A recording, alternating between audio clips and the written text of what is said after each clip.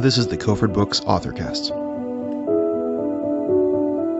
The struggles that African American Latter-day Saints have faced are quite different from the struggles that African Latter-day Saints have faced. Nigerian, Ghanaian, Congolese. Within South Africa, you have a bit of a different dynamic. You can maybe draw a greater comparison because of the existence of apartheid. But all the same, if we're going to be talking about, blacks and Mormonism or black Mormons, we can't just look at one community. Today I'm speaking with Russell Stevenson, author of For the Cause of Righteousness, A Global History of Blacks and Mormonism, 1830 to 2013, published by Greg Kofford Books in 2014, and the winner of the Mormon History Association's Best Book Award in 2015. Russell, thank you for taking the time to chat with me. Good to be with you today, Brian. Let's begin with your academic background and what your emphasis is. Now, you are an Africanist, is that correct? Yeah, that's correct. I identify first and foremost as a scholar of Africa. So can you give us a little bit more detail for those who don't have insight into that field, what that entails? What that entails is, oftentimes when you think about studying Africa, and, this is the way it's been for several centuries now, frankly, scholars tend to sweep into Africa, and they often bring their assumptions with them, and they project them onto the peoples of Africa rather than allowing African peoples to speak for themselves on their own terms. You see this in a lot of the old school anthropological reports where, they describe the tribes, right? Or they say, okay, this is the native in his natural environment and that kind of thing. Well, the field of the Africanist is to kind of push back against that, right? To subvert that tendency for us to project our Western assumptions onto the peoples of Africa and rather let them speak for themselves. Now, that requires a lot of different tactics. I mean, it does require learning African languages. It requires, time on the continent. It requires a familiarity with the culture, the food, the dance, and all in an effort to sort of strip away, this discourse that has dominated how we conceive and understand Africa, and how we've done so for such a long time. What led you to this field? Ever since I was a kid, I've found it fascinating to study other peoples, right? Now, that's a very general and frankly cliche statement. But, I liked looking at National Geographics. I liked looking at these globes. I loved playing Where in the World is Carmen Sandiego, right? That was a blast. And, in the process, I thought, the peoples of Africa have been badly misrepresented. To even speak of an African, right? That already is a kind of misrepresentation because there is not one Africa, but there are many Africas.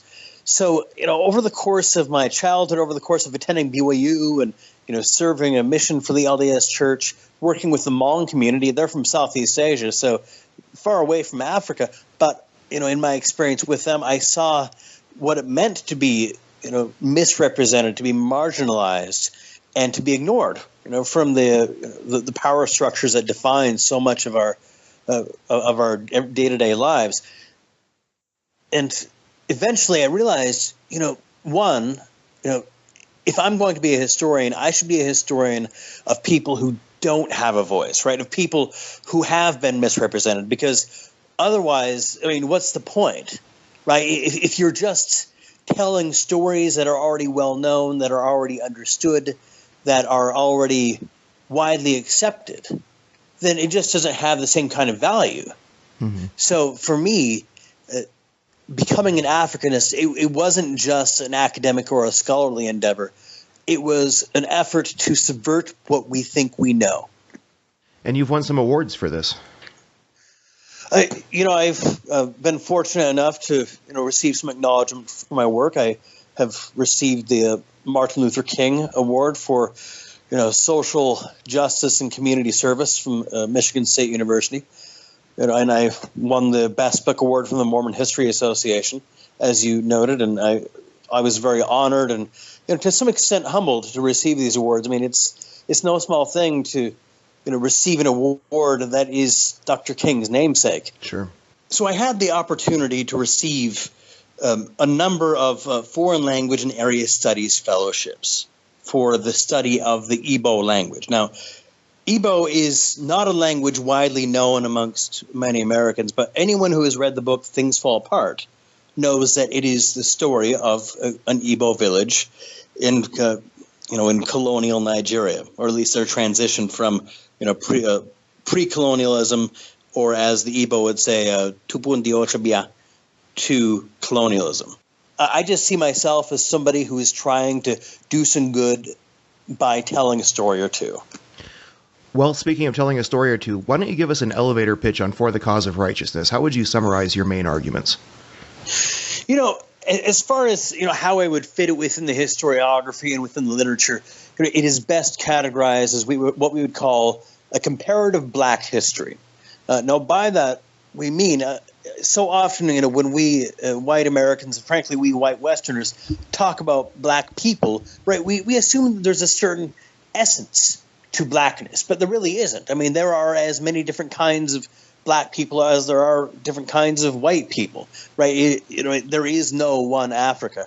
So when I wrote For the Cause of Righteousness, a global history of blacks and Mormonism, I wanted to point out that just as there is a diversity of black peoples, there is a diversity of black Mormonisms, right? It is a very different thing to be an Igbo Latter-day Saint living in Owerri, Nigeria, than it is to be an African-American Latter-day Saint living in Oakland, California. One of the primary, I would say, discourses that I try to represent in For the Cause of Righteousness is simply the fact that being a Mormon means so many different things to different African and African-American communities. Mm-hmm. It's a diverse experience. I did make an effort to point out that this is something of a declension narrative, right? At the beginnings of Mormonism, there was some kind of anticipation that African Americans and Africans, could be full functioning members of the church alongside other white members of the church. I mean, you have Elijah Abels, you have Walker Lewis, you have a number of African American Latter-day Saints who were able to receive priesthood blessings. And we have no evidence that Joseph Smith ever intended to, exclude Jane Manning James from the blessings of the priesthood either. And then that changed due to, some local events in the late 1840s in winter quarters. Essentially you have a white Mormon mob uprising against an African-American man who'd been living in their community or around their community. He'd become known as something of a philanderer. And for those who are familiar with, 19th century race relations, then you know that if a black man has a sexual relationship with a white woman at that time, then in almost any community, they're going to be run out of town on a rail. It was a bridge too far for the vast majority of white people, including Joseph Smith. He actually supported an anti-miscegenation law in Nauvoo. Mm-hmm. So, between the late 1840s, all the way up through the mid-20th century, you see a kind of a descent of the Latter-day Saint people into the world of whiteness, right? They accept whiteness as their primary identity, and with this identity, all of the exclusionary attitudes that come with it. So by the mid-20th century, Latter-day Saints are fully identifying as white. They've fully embraced Americana, which comes with a strong white identity. And it really isn't until the 1960s and 1970s that you begin to see this white identity. It experiences a fracture or two. Right, that's not to say it's completely eliminated. It's still going strong, even today in 2017. But it's the first time that you begin to see white Latter-day Saints identify as, okay, well, maybe being white and being a Latter-day Saint aren't as close to being synonymous as we once believed it to be. And that is a discourse that you see again throughout the Latter-day Saint experience. Even when you're dealing with Native Americans, even when you're dealing with Latinos, there is an assumption that even though they could hold the priesthood, that white Latter-day Saints believe they would be the ones to reach down to them and lift them up in a kind of a quote unquote civilizing mission. And then ever since the priesthood was offered to all men regardless of their ancestry in 1978, the Latter-day Saint community has been to varying degrees coming to grips with their past. And there have been some moments of success, but there have been also more than we would hope moments of failure as well. So if I had to give you a bird's eye view, a trajectory of what my book is trying to do, that's more or less how I would describe it. Now let's talk a little bit about how you chose to organize the book. It's somewhat unconventional in that it's both a narrative history and a documentary history. So tell me about your decision to make, it's 437 pages, and that includes your bibliography and index, and the main body is almost split evenly between narrative and documentary. So tell me a little bit about your decision to make it part narrative and part documentary. Was it important to get those documents out at the end? I believe it was, absolutely. So often when we read texts, for those of us who are, in a reading mode and we read history texts as a matter of course, we've done archival research, at least I have, many of us have, to some extent or another. And, we recognize that judgments have to be made, right? That certain conclusions have to be made, that we don't always have all the evidence in front of us. And we have that understanding because this is our field. This is what we do. But the reason I produced the text in the way that I did, it was twofold. The first reason was, in my experience, people like to read original documents, frankly. They think it's interesting, right? They like to see, okay, these are the words that were actually said, right? This guy isn't reading into it. And the second reason is related to that. The second reason is that I wanted people to know that they could hold me accountable to some extent for the judgments that I made. Now, obviously, there are all kinds of reasons that I could not include all the documents that I wanted to include, right? First of all, you have space limitations, you have copyright limitations, you have, their fair use does offer you some leeway, but, still, I couldn't put as much in there as I wanted. But I wanted them to know that they could look at my documents and then look at the section in which I address those documents in the narrative and see, okay, that is how he came to that judgment. And if they so choose, they can come to a different conclusion. They can say, all right, well, I don't read the documents in the same way. And that's great. That's what scholarly conversations are all about.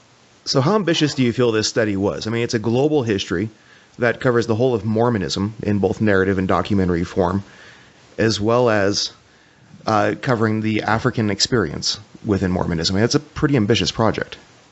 As I was writing this book, I realized this is something that had not been done before. Not fully. You see, E. De LeBaron did a little bit with West African Latter-day Saints, and Mark Grover did some with Brazilian Latter-day Saints. And obviously you have the work of Neil Bringhurst and Lester Bush, and now Matt Harris on African American Latter-day Saints.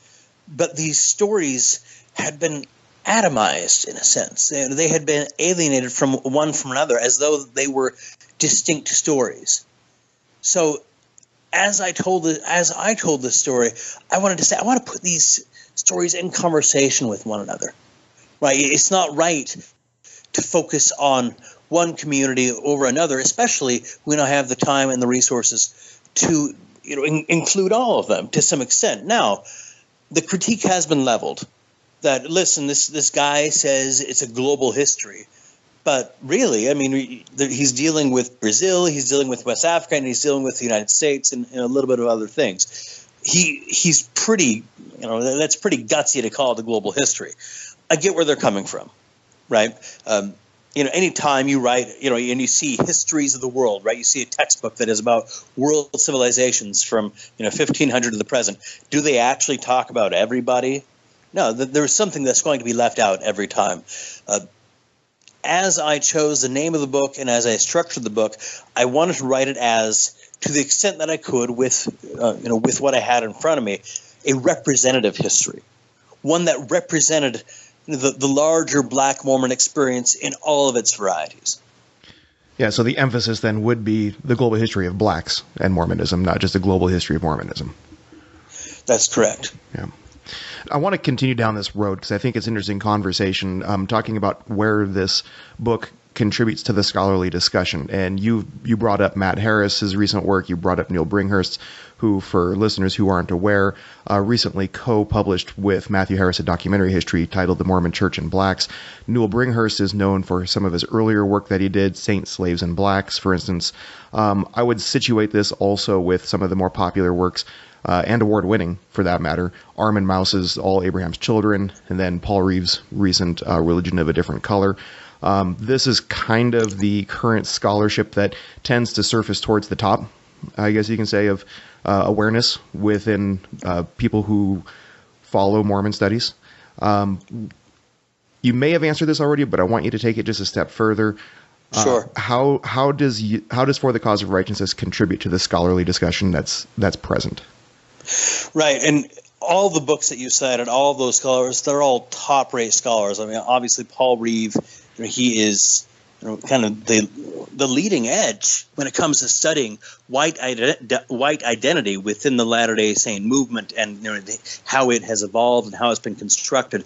The way that my book positions itself within this scholarly discussion is, whereas Paul Reeve, his book is about how white Mormons came to see themselves as white Mormons, right? And Newell Bringhurst, he has written on the African American Latter-day Saint community specifically, as has Matt Harris and others.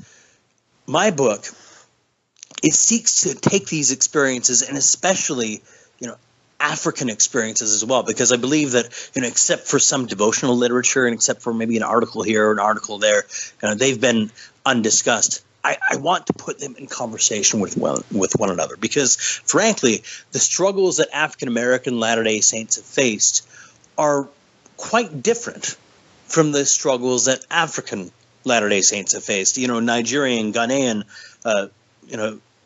Congolese. Within South Africa, you have a bit of a different dynamic. You can maybe draw a greater comparison because of the existence of apartheid. But all the same, if we're going to be talking about blacks and Mormonism or black Mormons, we can't just look at one community. Mm-hmm. We need to acknowledge there are different manifestations of the black Mormon identity. If you were in Nigeria in 1975, living in this, little village called Mbaise, right? You're going to be, hearing of this man named Anthony Obina. And Anthony Obina, he had a vision of the Salt Lake Temple in 1965, and a couple of years later, he's looking at a copy of the Reader's Digest, and wouldn't you know it, he sees this building in the Reader's Digest that matches his vision, and that's how he's able to know it was the Salt Lake Temple. He said, "I saw that building in vision a couple of years ago." He makes contact with the LDS Church. They begin to send him materials, and he begins to preach it to his children and all the people living in his little compound. And they are identifying as Latter-day Saints, and they are hoping and praying that someday the missionaries will come, and eventually they do in 1978. And this is happening in a number of different places in eastern Nigeria, not just in Bayelsa. You also see it in Calabar, you see it in Aba, you see it in Uyo. It's a really fascinating thing, but it's also a different experience than an African American Latter-day Saint would have, having grown up in a society where you only have white people around you holding the priesthood, something that you cannot hold, and it's ever present before you. You can't get away from it. Just going to church reminds you of the white power structures that are in place. Whereas, the world in which Anthony Obina lived, when he had his vision in 1965, by that point, Nigeria was an independent country, right? Nigerians could say, "This is our land now. We have essentially kicked the British out, and this is who we are, right? So the struggles that Anthony Obina would face and Darius Gray, for example, would face, and Catherine Stokes would face, they're going to come from very different perspectives. And I wanted to make sure that people saw that. And all of the experiences are just as valid. They're just as powerful. They're just distinct. And so situating this within the Mormon history genre would be probably a bit narrow when you look at the larger comparative Black history genre. I don't want to skip over the importance of that secondary genre or primary genre in this case. Right. Yes. As I was writing this, I was, at least from my perspective, and others can read it as they wish or they can consume it as they wish, but I was writing it in an effort to not just speak about the world of Mormonism that we know. I was speaking to identities, whether it's African American or African, and even using the word African in and of itself is a bit problematic. I mean, I could speak of Igbo Mormon identity or Twi Mormon identity, right, or these different communities and how they interacted with Mormonism in their own distinctive ways. And we could say this of a variety of different religious movements. The religious movement I chose because it's the world that I am somewhat familiar with by experience and by reading is the world of Mormonism. Sure. So it became your case study in this comparative Black history. Yes, that's right. Excellent. We're speaking with Russell Stevenson, author of For the Cause of Righteousness, A Global History of Blacks and Mormonism, 1830 to 2013, and we will return after this message.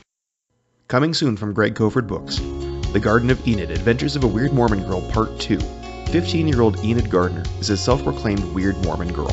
When she isn't chatting with Joseph Smith or the Book of Abraham Mummy, she's searching for herself between the spaces of doubt and belief.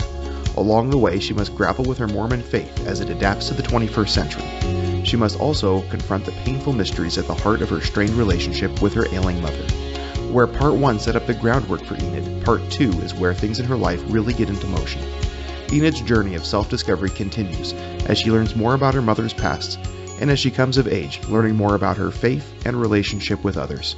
The Garden of Enid Part 2 is available for pre-order now on gregkofford.com.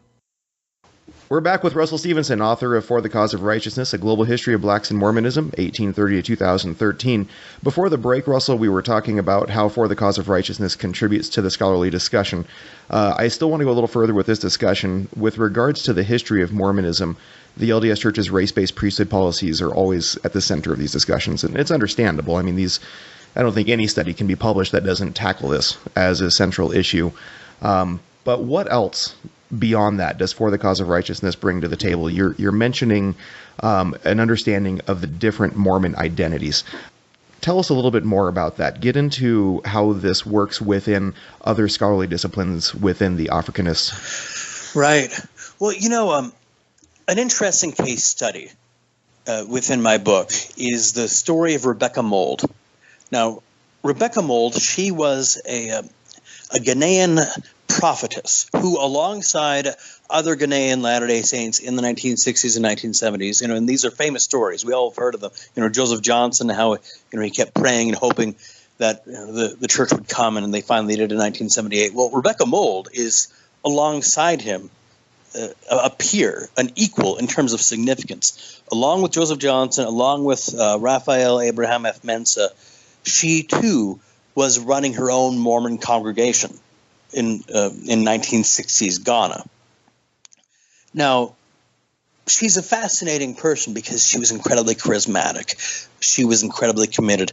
All of her followers readily and actively identified as Latter-day Saints, and they would over the course of her life. And even more recently, I mean, even today, she identifies as a Latter-day Saint. Now, she's interesting, though, because when the LDS Church came to Ghana in 1978, well, as we know in Latter-day Saint praxis, women can't exactly run their own congregations, right? That's just not how the Mormons do things. Sure. What they do is they run the Relief Society. So these missionaries, and specifically that's Rendell and Rachel Mabey, as well as Edwin and Jane of Canaan, they put Rebecca Mould in the position of the Relief Society president. Now, for somebody in her position, where she has been a pastor essentially all of her life, and she has now been running a Mormon congregation for several years on her own land, this struck her as a bit of an insult. For a while, she tried to swallow it. She tried to negotiate with it. But not long after the missionaries left, she said, you know what? I believe that God can speak to women too, and that just because I'm a woman doesn't mean that I can't run my own congregation. So she left the main body of the Latter-day Saints, but she continued to identify as a Latter-day Saint. She just said, all right, I'm a Latter-day Saint. I'm just running my own church now. So what my book does, especially in the cases like Rebecca Mould, and there are other cases, Mary Sturlogson Eyre and Winetta Martin, I've also tried to speak to the issue of intersectionality, as many scholars of gender studies speak of it, and that is sort of this dual oppressed identity that so many people of color have had to labor under, right? If you're black in the LDS Church, and therefore you can't hold the priesthood because you're black, but you're also a woman, so that means that's going to come with its own set of structural issues. So how do you negotiate that? And Rebecca Mould found herself facing that head on when the LDS Church came to Ghana in 1978, and she negotiated that in her own way. So cases like Rebecca Mould, cases like Mary Eyre, and actually I should say Mary Sturlogson, and then she later married and became Mary Eyre, and then cases like Winetta Mills Martin, they also demonstrate how intersectionality weaves itself throughout Mormon history and throughout specifically Mormon race history. Now let's talk about some of the challenges with doing this type of a study.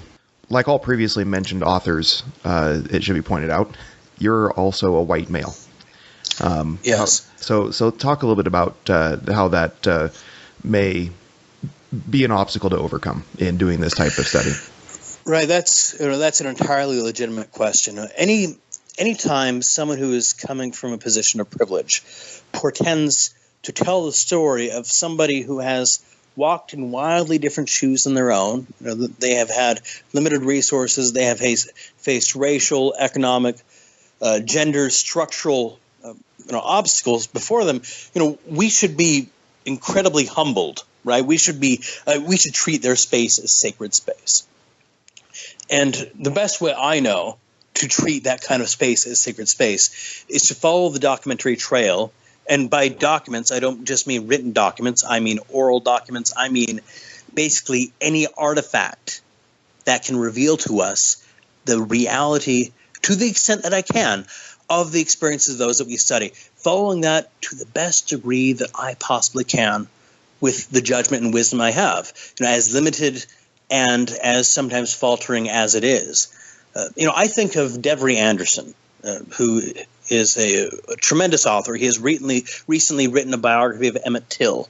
Now, for those who are unfamiliar with the story of Emmett Till, he was a young African-American boy who, while he was visiting the South, he's from Chicago, so it was a different world. He was visiting the South in the 1950s. He dared to whistle at a white woman.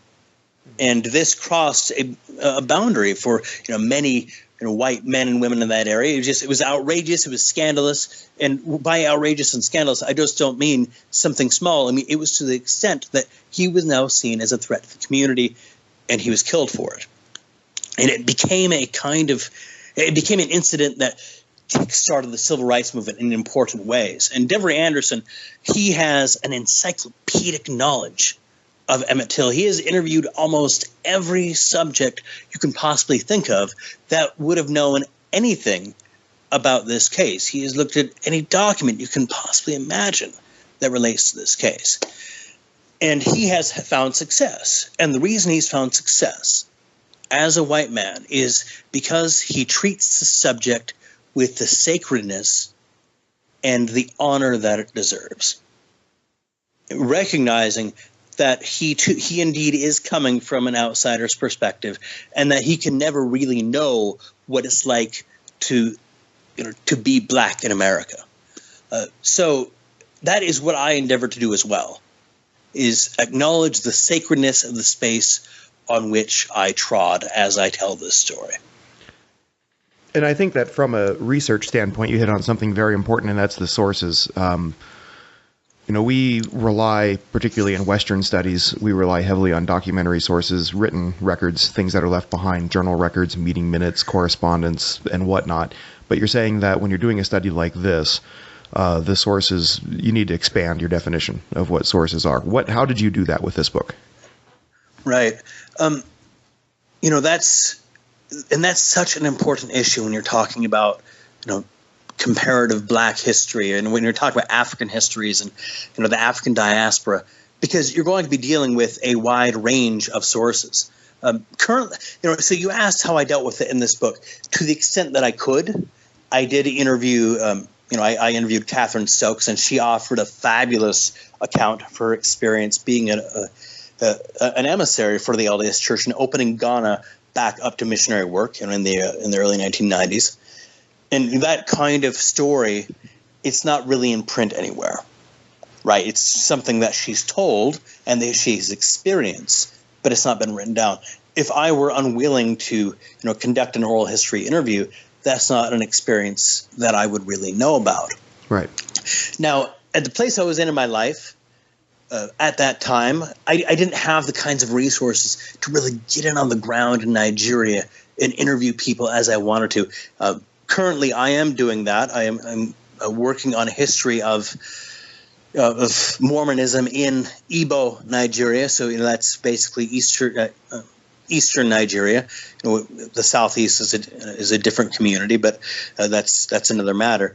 And that's what I'm trying to do now. At the time, I made myself as open as I could to interviewing people, knowing that eventually I would need to follow up on that by conducting these interviews with Latter-day Saints living in Nigeria. And it's important because the very idea of a written culture, right, where you write things down as a matter of course, that is a heavily Western concept, right? That's how Westerners have kept records. And even then, for a lot of the time, it was privileged Westerners who kept those kinds of records. When you're dealing with the stories of African peoples, you need to acknowledge that the way their societies have defined stories and defined their histories, it's just not been the same way that Westerners do, right? Their ideas of archives are often different than our own. Their ideas of memories and collective memories, they are different from our own. And if we're unwilling to engage that, and if we're unwilling to afford that sort of legitimacy that it deserves, then we have no business doing African history. I imagine that material history and oral history becomes strikingly more important with this kind of study. Yes, it's immensely important. It's indispensable. And so it really comes down to a matter of resources at the time that you're able to do this. Right. If you don't have the kind of funding that you need to travel to Nigeria, right, and do the on-the-ground sorts of studies, then obviously you're going to be somewhat limited. You do what you can with the resources that you have available to you, and you hope that you can, maybe build on that later on. And if you can't, then maybe somebody else will. One final question on this. It's been raised. How does this book deal with the questions of colonialism and globalization? Right. The issues of colonialism and globalization when you're talking about Africa, right? I mean, that's goodness. To say that's even the subject of a full class is to vastly understate. I mean, this is the subject of literally hundreds and hundreds of books. So when we talk about intersecting with that discipline, the best we can do is maybe scratch out a very small niche, right? Maybe make a little notch at best. So how does my book deal with this?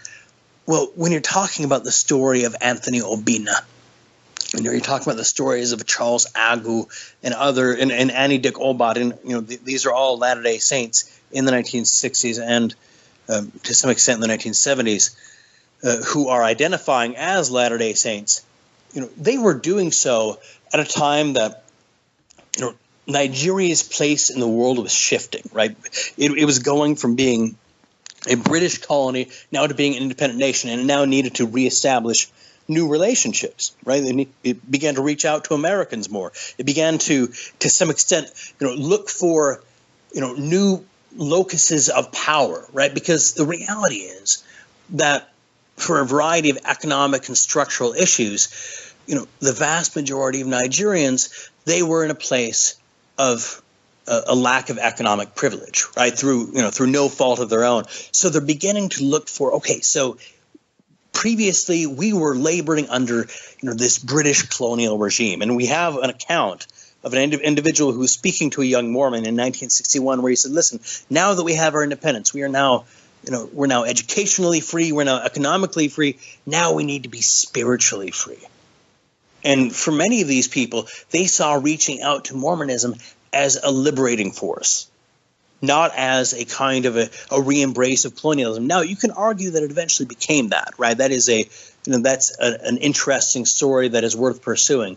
But in its earliest embryonic stages, in the voices of Anthony Obina and Charles Agu, it was a way of freeing themselves from the former colonial bonds that made them into British subjects rather than citizens and peers. Well, we've been speaking with Russell Stevenson, author of For the Cause of Righteousness, A Global History of Blacks in Mormonism, 1830 to 2013. This was published by Greg Kofford Books in 2014. It was the winner of the Mormon History Association's Best Book Award in 2015. You can find this book on gregkofford.com. You can find it on Amazon, both hardcover, paperback, and digital copies available. I guess that's all three, not both. Russell, we really appreciate the time that you spent with us and appreciate the book that you've published. Hey, pleasure's been all mine, Brian. Thanks so much for having me. Thank you for listening to the Kofford Books AuthorCast. If you enjoyed this episode, then subscribe to our show through iTunes, Google Play, or any other podcast feed. And be sure to follow us on Facebook, where you can stay up to date with our latest releases, author news, special promotions, and events.